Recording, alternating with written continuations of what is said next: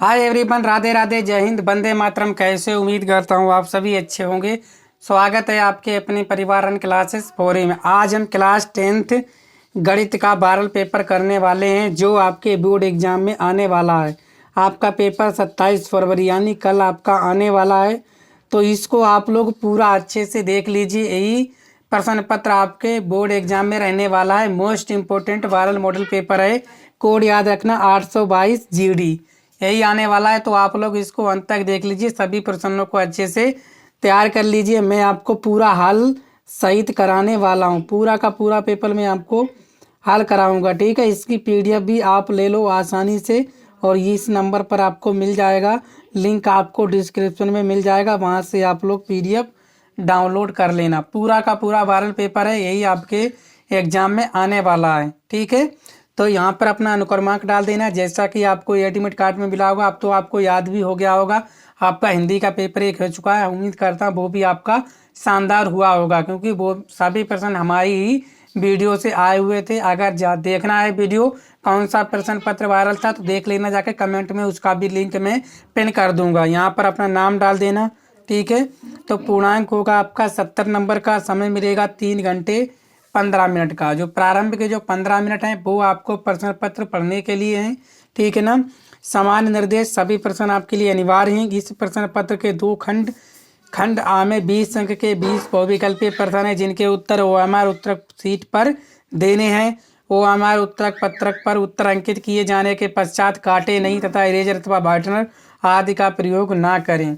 दूसरा खंड वाम में 50 अंक के वर्णनात्मक प्रश्न है। इस खंड में कुल 5 प्रश्न है। प्रत्येक प्रश्न के प्रारंभ में स्पष्टता लिख दिया गया है कि उसके कितने खंड करने हैं।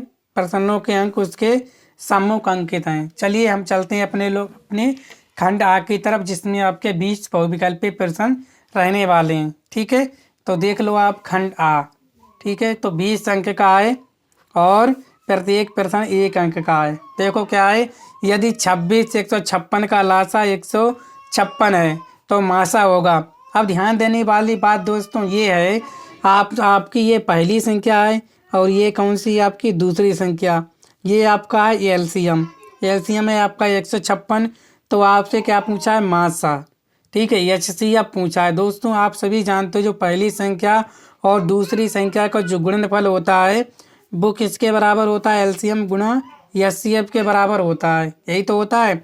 क्या दोस्तों फार्मूला होता है, पहली गुणा दूसरी संख्या बराबर होता है आपका LCM गुणा HCF। यही होता है।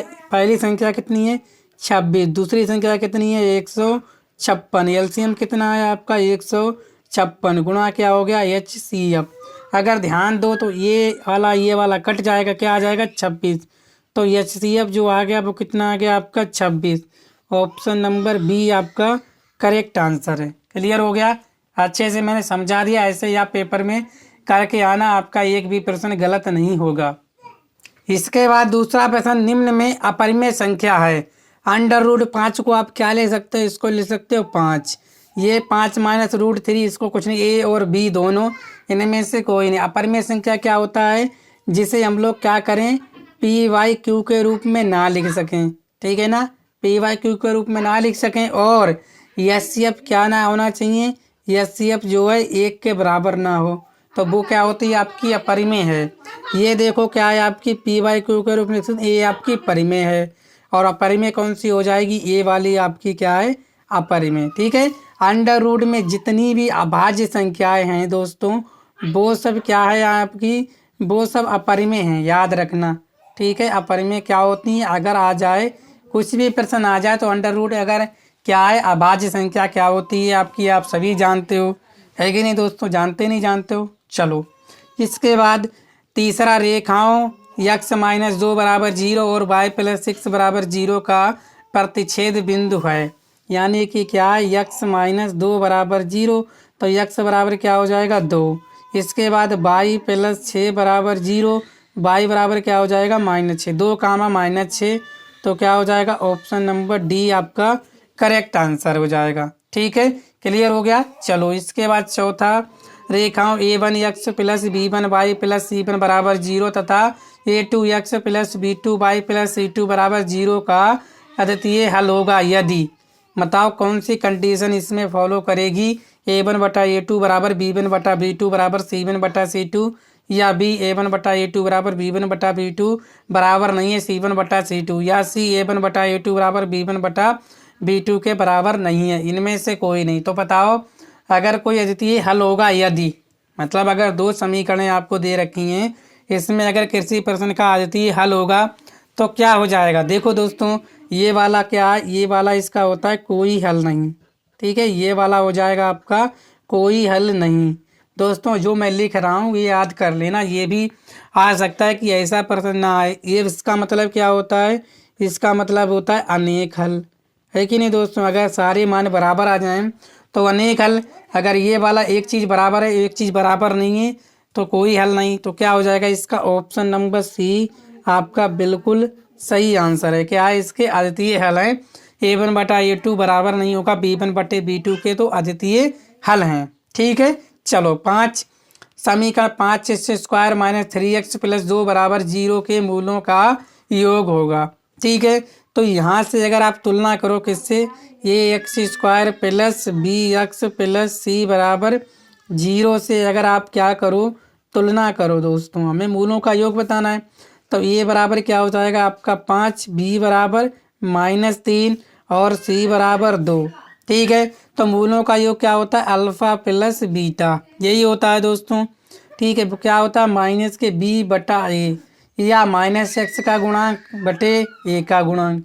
-b कितना है आपका, माइनस माइनस क्या हो जाएगा +3, और a कितना है, a है आपका 5, 3/5 कौन सा, ऑप्शन नंबर ए आपका करेक्ट आंसर है। चलो इसके बाद छठा, यदि शांत जल में नाव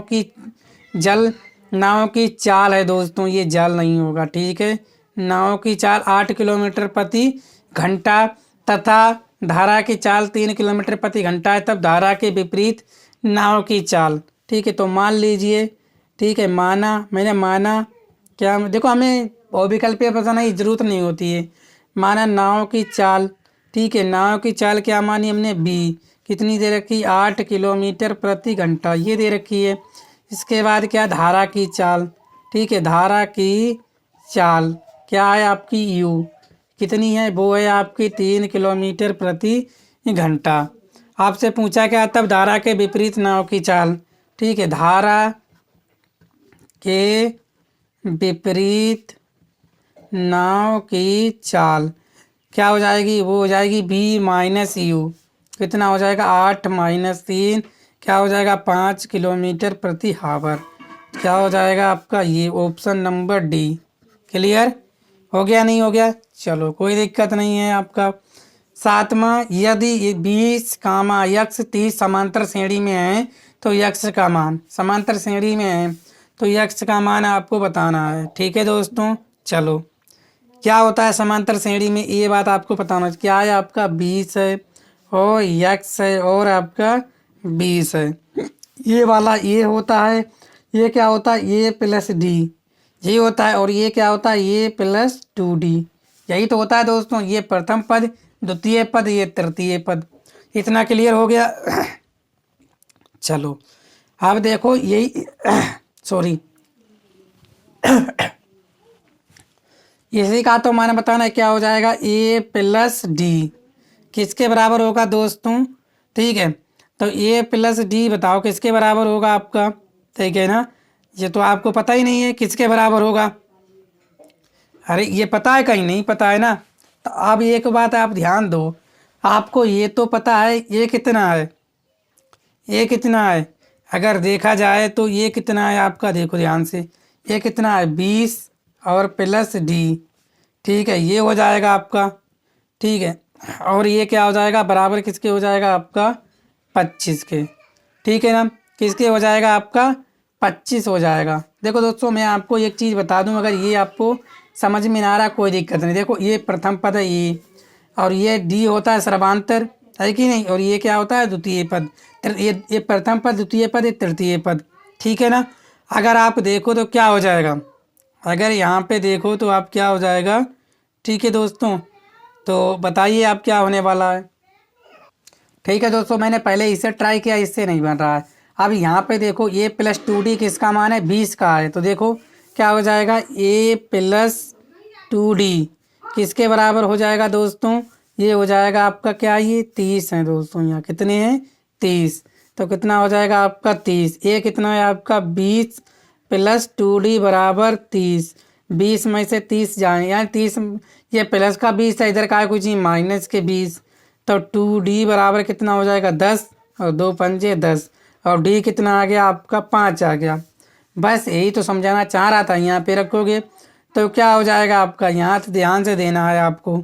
अगर यहाँ देखो तो क्या हो जाएगा, a प्लस डी, ये कितना है आपका 20 प्लस 5 कितना आ गया 25, कितना आ गया आपका 25 आ गया। तो x का मान कितना है आपका 25। ऑप्शन नंबर डी बिल्कुल करेक्ट आंसर है।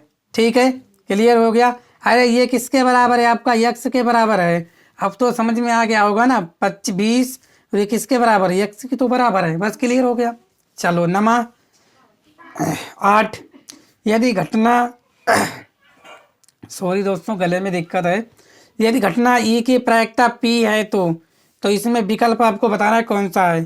तो पी ई जो है बड़ा होगा 1 से, या 0 ग्रेटर देन बड़ा है पी ई और बड़ा है क्या 1। तो क्या हो जाएगा, यही आपका करेक्ट आंसर हो जाएगा। ठीक है, जो भी आपकी प्रायिकता होने की संभावना होगी वो 0 से तो क्या होगी, बड़ी होगी, और 1 से क्या हो सकती है, कम हो सकती है। समझ में आ गया, प्रायिकता जो है 0 से बड़ी होगी और 1 से कम। क्लियर हो गया। अब नंबर 2 बिंदुओं 2 कामा 3 और 4 कामा 1 के बीच की दूरी। तो इससे मानो x1, इससे y1, इससे x2, इससे y2, बीच की दूरी d बराबर क्या होता है आपका x1 माइनस x2 का होल स्क्वायर। ठीक है, और प्लस y1 माइनस y2 का होल स्क्वायर। तो d अंडर रूट x1 देखो 2 और माइनस x2 4 का whole square plus y1 3 minus y2 1 का स्क्वायर। तो d देखो क्या हो जाएगा, यहाँ से 2 बचेगा, 2 का वर्ग कितना होगा 4 प्लस यहाँ 2 2 4। ठीक है, कितना हो जाएगा अंडर रूट 8। इसको क्या ले सकते हो 2 रूट 2। तो कितना आ गया, ऑप्शन नंबर सी आपका करेक्ट आंसर है। इसके बाद बहुपद 3x² प्लस 5x माइनस 2 के शून्यकों का योगफल आपको बताना है। ठीक है ना, शून्यकों का योगफल जो जैसे मैंने अभी आपको बताया था वैसे ही लगाओ। ये क्या है, a कितना हो गया 3, b कितना हो गया 5, c कितना हो गया -2। क्या होता है alpha plus beta minus B बटे ए। b कितना है 5 और माइनस होगा a कितना है आपका 3, कितना आ गया -5/3। Option number C. इसके बाद बिंदु 4,0 और 4,-4,0 4,0 0,3 शीर्ष हैं। किसके शीर्ष हैं, तो ये जो है आपको बताना है दोस्तों, ये किसके शीर्ष हैं यही तो आपको बताना है। सवाल आपका मोस्ट इम्पोर्टेंट है, तो ये इसे आप कैसे करोगे। ठीक है ना, लेकिन करना तो पड़ेगा दोस्तों, क्योंकि एग्जाम में आया हुआ आपका सवाल है। इसको दोस्तों आप लगाओगे, ठीक है ना, तो आप बीच की दूरी, पहले इसके बीच की दूरी, फिर इसके बीच की दूरी, अगर इसको ए मानोगे, इसे बी, इसे सी, पहले ए बी के बीच की दूरी निकालोगे, उसके बाद जो आए फिर क्या निकालोगे आप बी सी के बीच की दूरी, फिर जो आए फिर आप ए सी के बीच की दूरी। तो जो भी आएगा आपका जो होगा क्या होगा, बी सी जो बराबर होगा वो ए सी के होगा, तभी क्या हो जाएगा आपका समद्विबाहु त्रिभुज। तो ऑप्शन नंबर बी इसका करेक्ट आंसर हो जाएगा। आपको एग्जाम में निकालना नहीं पड़ेगा, ठीक है ना, बहुविकल्पी प्रश्न है, आप इसको ऐसे कर देना। ठीक है ना, अगर 2 चीज़ें बराबर आए तो समद्विबाहु, ठीक है, सभी बराबर आए तो आपका क्या हो जाएगा समबाहु। ठीक है, सभी भुजाएं बराबर हो। ठीक है, क्लियर हो गया। चलो 12वां, यदि साइन ए बराबर 4/5 तो टेन ए बताना है। ठीक है ना, साइन ए बराबर है आपका 4/5। ठीक है, ये बना लो आप। इसके बाद ठीक है, साइन ए ये दे रखा है 4/5। होता क्या है, साइन साइन बराबर होता है क्या है आपका लंब बटे कर्ण। लंब कितना, ये है लंब और ये है कर्ण। लंब कितना है 4, ये कितना है 5। ठीक है ना, ये देखो लंब कर्ण कितना है आपका 5 है। ठीक, ये वाली भुजा आप निकालोगे, पचम 25 16 यानी ये कितनी आ जाएगी आपकी 3 आ जाएगी। अरे उससे करोगे ना आप लोग तो यही आएगा। अगर आपको ये दिक्कत है ठीक है तो वैसे आपसे 10a पूछे 3 आएगी। 10a क्या होता है साइन कोस 10 बटे होता है लाल बटे कक्का लंब बटे आधार। लंब कितना है देखो 4 आधार कितना है 3 तो 4/3 आपका करेक्ट आंसर है। ठीक है दोस्तों अगर आपको और भी अच्छे से करना है तो आप जानते हो क्या जानते हो दोस्तों ठीक है ना।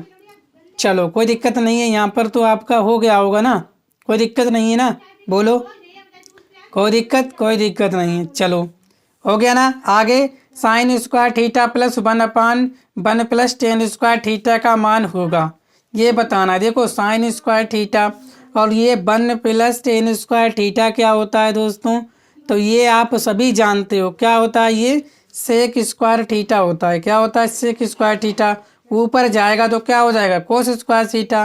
तो sine square theta plus cos square theta बराबर क्या होता है ये बनी के तो बराबर होता है। तो ऑप्शन नंबर क्या हो जाएगा डी बिल्कुल करेक्ट आंसर हो जाएगा। 14 एक रेखाखंड ए बी बिंदु पी पर ये पी है पी पर इस प्रकार विभाजित किया जाता है कि पी बी बटा ए बी बराबर 3/7। तो ए पी अनुपात पी बी है। ए पी अनुपात आपको पी बी बताना है ठीक है। अगर आप ध्यान देने वाली बात आपको ये है ये कोई रेखाखंड है आपका क्या ये ए है और ये क्या है बी इस पर बिंदु क्या है पी यही तो बिंदु है। बताओ दोस्तों बिल्कुल सही बात है कि नहीं। ये क्या है आपका 4 है कि नहीं। अगर यहाँ से देखा जाए क्या है पी बी देखो कितना है पी बी यहाँ देखो अगर यहाँ से आप लिखोगे पी बी और बटा क्या लिखने वाले हो ए बी कितना है 3/7 है। पी बी कितनी है 3 है। ये पूरी जो पी बी है वो कितनी है आपकी 3 है। अगर ये पी बी आपकी पूरी 3 है और ये क्या है ए बी देखो नहीं पी बी ये है दोस्तों ये पी बी कितनी है 3 ये पूरी कितनी है 7 तो ये कितनी बची 4 ऐसे तो है। देखो आपको क्या दे रखा है पी बी दे रखा है 3 ये पी बी का मान 3 है ये भी कितनी 7 ये पूरी क्या है 7 तो ये है पी बी 3 तो बची कितनी 4 तभी तो 7 होगी। तो ये पी कितनी है आपकी 4 पी बी कितनी है पी बी कितनी है आपकी 3 तो क्या हो जाएगा 4 और बटे 3 ऑप्शन नंबर डी ठीक है। चलो एक वृत्त की परिधि इतनी है इस वृत्त के चतुर्थांश का क्षेत्रफल वृत्त की परिधि क्या होती है 2πr बराबर 22 ठीक है ना। तो ये हो गया अगर आप इसको काटो तो काट लो ठीक है ना तो उतनी ही आ जाएगी आपकी ठीक है। तो क्या हो जाएगा 2 से 2 11 और क्या हो जाएगा आपका आर बराबर हो जाएगा 11 और पाई ठीक है बच्चे 11 पाई का कितना होता है 22/7 7 ऊपर चला जाएगा कितना हो जाएगा यानी 11 दूनी 22 यानी 7/2 आ गई यार सेंटीमीटर। अब एक आप पूछा चतुर्थांश का क्षेत्रफल क्या होता है 1/4 पाई आर स्क्वायर यही होता है। तो क्या हो जाएगा आपका 1/4 पाई 22/7 और आर हो जाएगा 7/2 गुणा 7/2 काटो इसे यहाँ कितना आ जाएगा 11 7 से 7 4 दूनी 8 11 7 77 और बटे 8 सेंटीमीटर स्क्वायर ये ऑप्शन नंबर ए आपका करेक्ट आंसर है। 16 श्रेणी 5,7 9 और 11 में सर्वांतर बताइए। सर्वांतर आप कैसे बताओगे दोस्तों इस वाले से घटा दो यानी 7 - 5 कितना आ गया 2 ऑप्शन नंबर ए बिल्कुल करेक्ट आंसर। एक पाइप का भारी व्यास इतना है भीतरी इतना है उसकी लंबाई 20 सेंटीमीटर है। पाइप में प्रयुक्त धातु का आयतन आपको बताना है। क्या हो जाएगा धातु का आयतन देखो डी है डी दे रखा है आपको कितना 4 ये D1 तो R1 कितना हो जाएगा आपका 4/2 2 सेंटीमीटर। ये कितना है आपका भीतरी व्यास 3 भीतरी व्यास आपका 3 है यानी D2 है आपका 3 तो R2 कितना हो जाएगा 3/2 यानी 1.5 ये हो गया। और लंबाई आपको दे रखी है कितनी 20 यानी लंबाई बोल दो या एच बोल दो आप देख लो इसका करेक्ट आंसर क्या होने वाला है। तो यही हो जाएगा आपका option number B correct answer है। 2 का स्क्वायर वो 1.5 क्योंकि एक इससे देखकर हमने पता लगा लिया ठीक है क्लियर हो गया। चलो नेक्स्ट आपको बताना बेलन का आयतन होता है। बेलन का आयतन क्या होता है तो आप सभी जानते हो क्या होता है, pi r square h. Option number A. आंकड़े 2, 8, 4, 6, 5 की माध्यिका है। बताओ माध्यिका क्या होने वाली है, इसका करेक्ट आंसर बताओ। ठीक है, माध्यिका तो आप लोग निकाल ही देते होगे, कोई दिक्कत थोड़ी नहीं माध्यिका निकालने में। ठीक है, माध्यिका निकालने के लिए आप इसे आरोही क्रम में रखते हो, आरोही क्रम में कर लो। ठीक है, आरोही क्रम क्या हो जाएगा आपका 2, 4, 6 यानी 5 यहाँ आएगा, 5, 6 और 8 कितने 2, 4, 6, 5, 8 यहाँ पे 2, 4, 5, 6, 8 हो गया ना, कोई दिक्कत नहीं। मध्यिका क्या हो जाएगी, अरे मध्यिका बीच की होती है लो, यही हो गई 5। ऑप्शन नंबर सी बिल्कुल करेक्ट आंसर है। अरे आप निकालो या ना निकालो, पद क्या है, n बराबर 5 है। 5 क्या है आपका विषम है, तो क्या फार्मूला होता है n प्लस 1/2। यानी कितने हैं 5 प्लस 1/2 यानी कि क्या हो जाएगा 6/2 यानी 3। तीसरा पद कौन सा, यही तो है 5, बस 5 हो गया। क्लियर। इसके बाद 1 से 9 प्राकृतिक संख्याओं का माध्य, 1 से 9 प्राकृतिक संख्याओं का माध्य यानी 1 से लेकर कहाँ तक 9 तक, तो क्या हो जाएगा माध्य होता है पदों का योग, पदों की संख्या क्या हो जाएगा 1 प्लस n/2 तो कितना हो जाएगा 5। Option number B. ठीक है, चलो इसके बाद खंड वाह करने वाले निम्नलिखित बारंबारता बटन सारणी में आंकड़ों का समांतर माध्य इतना है, तो के का मान आपको बताना है। लो के का मान आपको बताना है, कैसे बताओगे। ठीक है ना, प्रश्न आपके लिए मोस्ट इम्पोर्टेंट है, आप इसको करके ज़रूर देख लेना। ठीक है दोस्तों, एक होमवर्क का है, करके देख लेना। ठीक है, इसके बाद समांतर माध्य ये आपका सब मॉड्यूल में मिल जाएगा। इसके बाद के का मान मूल बराबर हैं, के का मान निकाला मूल बराबर तो क्या होता है डी बराबर B square minus 4ac 0। B कितना है आपका, बी हो जाएगा क्या दोस्तों, ये हो जाएगा बी कितना है बी, तो बी बताओ कितना हो जाएगा, बी है माइनस का के स्क्वायर माइनस 4। ए कितना है ए, तो ए है आपका 2 और के कितना है सी कितना है आपका सी भी है आपका के। बस क्या हो जाएगा 0 बराबर के स्क्वायर माइनस 4 दूनी 8 के, तो यहाँ देखो तो क्या हो जाएगा के स्क्वायर बराबर 8 के। ठीक है, यहाँ के से के कटेगा, के बराबर कितना आ जाएगा 8।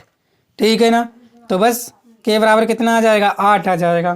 क्लियर हो गया, कोई दिक्कत। चलो एक वृत्त के चतुर्थांश का क्षेत्रफल ज्ञात कीजिए जिसकी परिधि इतनी है। अभी मैंने जस्ट बताया क्या होता है 2 पाई r बराबर 44। ये काटोगे कितना आ जाएगा, कितना आ जाएगा ये 2 दूनी 4 2 दूनी 4, r बराबर कितना हो जाएगा 22/पाई। तो पाई का मान रखोगे 22 और 22 गुणा ये 7 चला जाएगा, कितना आ जाएगा 7 सेंटीमीटर। चतुर्थांश का क्षेत्रफल अभी हमने बताया था क्या होता है 1/4 पाई r स्क्वायर, 1/4 पाई r स्क्वायर, 1/4 22/7, 7 गुणा 7, 7 से 60 कटेगा। ठीक है ना, 12 सत्ते 84, ये 7 है 12 सत्ते 84 और बटे कितना 4 ही तो बचा है ना। ठीक है ना, कोई दिक्कत। चलो 4 से काटोगे 4 दुनिया 21 आ जाएगा। ठीक है 21 आ जाएगा। इसके बाद इसमें सिद्ध करना है कि 5 प्लस √3 एक अपरिमेय संख्या है। ठीक है, ऐसी दो संख्याएं ज्ञात कीजिए जिनका योग 28 और गुणनफल 182 है, ये भी आपको बताना है। ठीक है ना, कैसे बताने वाले हो ये भी आप लोग बता दीजिए, कोई दिक्कत थोड़ी नहीं, आपको अच्छे से बता सकते हो। ठीक है ना, अगर इसका कहीं पे मुझे लग रहा है इसका आंसर जो है 7 पाई r स्क्वायर यानी कि 4 भी तो था 2 और 22/7। ठीक है ना, और 7 यानी कि इसका आंसर जो है दोस्तों कितना आ जाएगा, इसका आंसर इधर देखो मैं बता देता हूँ। आर कितनी आ गई आपकी 7, आर आपकी 7 आई थी। यहाँ देखो क्या होता है 1/4 पाई r स्क्वायर, क्षेत्रफल तो 1/4 पाई 22/7 गुणा 7 गुणा 7 स्क्वायर, 7 से 7 तो 12 सत्ते। ठीक है 1/4 ये हो गया, 1/4 हो गया। अरे हुआ नहीं हुआ ये पहले बताओ। 1/4 हो गया और क्या है आपका 22/7 भी है, 7 गुणा 7 है। ठीक है ना, आप देखो 7 से 7 कट गया, कटा नहीं कटा। अगर आप देखो तो 2 दूनी 4 और 2 एकम 2, 2 एकम 2, 11 सत्ते 77/2 सेंटीमीटर स्क्वायर। क्योंकि यहाँ पे हमने सोचा क्या है 12 सोच ली थी, 12 से 84 कर दिया, बट्टे 4 कर दिया, मिस्टेक हो गई थी ना, बढ़िया कर दिया आपने, मुझे बता दिया। यहाँ तक आपको कोई दिक्कत नहीं होगी, यहाँ तक हो गए ना सब। चलो अब हम आपको अच्छे से बताते हैं और भी सवाल, ठीक है ना। मैं सभी प्रश्न आपको हल करके बताऊंगा, आप लोग बने रहिए। इसके बाद देखो, ऐसी दो संख्याएं ज्ञात कीजिए जिनका योग 28 और गुणनफल क्या है 182 है। ठीक है, तो ऐसी दो संख्याएं बताना है जिनका गुणनफल क्या है आपका, ठीक है ना। गुणनफल आपने देख लिया होगा, बस आपको हल करना है। सबसे पहले दोस्तों मैंने आपको ये वाला बताऊंगा, ठीक है, कि सिद्ध कीजिए 5 + √3 अपनपेय संख्या है। तो कैसे करोगे, यहाँ मान लो माना, ठीक है, माना क्या लिखोगे 5 + √3, यहाँ देख लो क्या माना, यहाँ पे देखो माना पूरा का सही से बताऊंगा 5 + √3 1। मैंने मान लिया परिमेय संख्या है, वो पूछ रहे हैं परिमेय, हमने मान लिया परिमेय संख्या है। ठीक है, तो क्या हो जाएगा P/Q बराबर 5 + √3, ये समीकरण 1 हो जाएगी, जहां आप लिखोगे P, Q सहअभाज्य है। क्या है दोस्तों, सहअभाज्य है, और Q जो है 0 के बराबर नहीं होना चाहिए, और HCF होना चाहिए आपका P और Q का कितना 1। ठीक है, तो क्या हो जाएगा P/Q बराबर 5 + √3, इसके बाद P/Q -5, ठीक है, बराबर क्या हो जाएगा √3। ठीक है ना। आप देखो चूंकि क्या हो जाएगा 5 तथा और P/Q कैसी परिमेय, कैसी संख्या है ये, परिमेय संख्या है। कैसी है, परिमेय संख्या है दोस्तों, समझ में आ गया। अरे 5 कैसी है, बटे में 1 लिख दो, P/Q के रूप लिख सकते हैं, और HCF भी 1 है, तो परिमेय संख्या है क्या आपकी 5 तथा P/Q। और √3 बताओ क्या है, √3 आपकी कैसी है, अपरिमेय संख्या है। कैसी है, अपरिमेय संख्या है। आप जानते हो एक अपरिमेय संख्या एक संख्या के बराबर नहीं हो सकती, ठीक है, एक अपरिमेय संख्या किसी भी परिमेय संख्या के जो है बराबर नहीं हो सकती। ठीक है, तो लिखोगे अतः, क्या लिखने वाले होता √3 बराबर नहीं है P/Q -5 के। ठीक है, यही उत्तर हो गया। अब लिखोगे अतः हमारी अवधारणा या कल्पना गलत है, दी गई संख्या अपरिमेय संख्या है। कर दो ये सही, ठीक है, हो गया आपका। चलो इसके बाद ये ऐसी दो संख्याएं ज्ञात कीजिए जिनका योग ये है और गुणनफल ये है। ठीक है, चलो दो संख्याएं, योगफल आपको कितना दे रखा है, ठीक है ना। देखो ये है आपका योगफल, योग कितना है आपका, योग कितना है, यहाँ पे देखो 28 और गुणनफल ये है। ठीक है, आराम से कर देना आप लोग, ठीक है। इसके बाद उस बिंदु का निर्देशांक ज्ञात कीजिए जो 1,7 -7 और 4,-3 को मिलाने वाले रेखाखंड को 2:3 में विभाजित करता है। ठीक है, कर लेना। इसके बाद सभी प्रश्न इंपॉर्टेंट हैं, सभी आप लोग अपने आप कर लेना, ठीक है, इंपॉर्टेंट है। इसकी आपको PDF में दे दूंगा, मैंने जैसे बताया है। निम्नलिखित में किन्हीं 5 खंडों को हल कीजिए। ठीक है, x² 3x² -x -4 के शून्य ज्ञात कीजिए, शून्य को तथा इसके गुणांकों के बीच संबंध का सत्यापन भी कीजिए। ठीक है, इसके वाला सिद्ध कीजिए, मोस्ट इम्पोर्टेंट क्वेश्चन है। ठीक है, तैयार कर लेना। इसके बाद यदि बिंदु P और O केंद्र वाले किसी वृत्त पर PA PB स्पर्श रेखाएं परस्पर 80 डिग्री के कोण पर झुकी हुई हो तो कोण POA ज्ञात कीजिए। ठीक है, मोस्ट इम्पोर्टेंट सवाल हैं ये सारे के सारे। ठीक है, त्रिभुज PQR में कोण Q समकोण है, PR + QR 25 centimetre, PQ 5 centimetre है, sin P cos P और tan P के मान ज्ञात कीजिए। उस समांतर श्रेणी के 51 पदों का योग ज्ञात कीजिए जिसके दूसरे और तीसरे पद क्रमशः 14 और 18 हैं। ठीक है ना। कोई बर्तन एक खोखले अर्धगोले के आकार का है जिसके ऊपर एक खोखला बेलन अध्यारोपित है। अर्धगोले का व्यास 14 सेंटीमीटर और इस बर्तन पात्र की कुल ऊंचाई 13 सेंटीमीटर है। इस बर्तन का कुल आंतरिक पृष्ठीय क्षेत्रफल ज्ञात कीजिए। ठीक है, अथवा में आप ये कर सकते हो। ठीक है, इसके बाद तीसरा प्रश्न, सिद्ध कीजिए कि किसी वृत्त के परिघ समांतर चतुर्भुज होता है। अथवा में आप ये कर सकते हो, केंद्र O वाले वृत्त पर बिंदु T से दो स्पर्श रेखाएं TP और TQ खींची गई हैं। सिद्ध कीजिए कि कोण, ठीक है, PTQ बराबर 2 कोण OPQ। 1.5 सेंटीमीटर लंबा एक लड़का 30 मीटर ऊंचे एक भवन से कुछ दूरी पर खड़ा है। जब वह ऊंचे भवन की ओर जाता है तब उसकी आंख से भवन का शिखर का उन्नयन कोण 30 से 60 हो जाता है। बताए कि भवन की ओर कितनी दूरी तक चलकर गया। ठीक है, अथवा में ये कर सकते थे आप लोग, क्या बताना है इसमें, अनुसार बटन निम्नलिखित था। इसमें बताना माध्य बताना है, माध्य। माध्य आप बता सकते हो, इम्पोर्टेंट प्रश्न है, 100% आपके एग्जाम में आता है।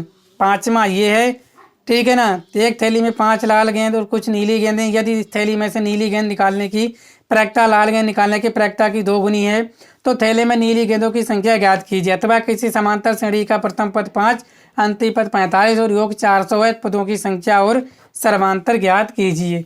ठीक है, तो यही पूरा का पूरा वायरल पेपर है, अच्छे से तैयार कर लेना। ऐसा ही प्रश्न पत्र आने वाला है, तो वीडियो को शेयर कर दीजिए।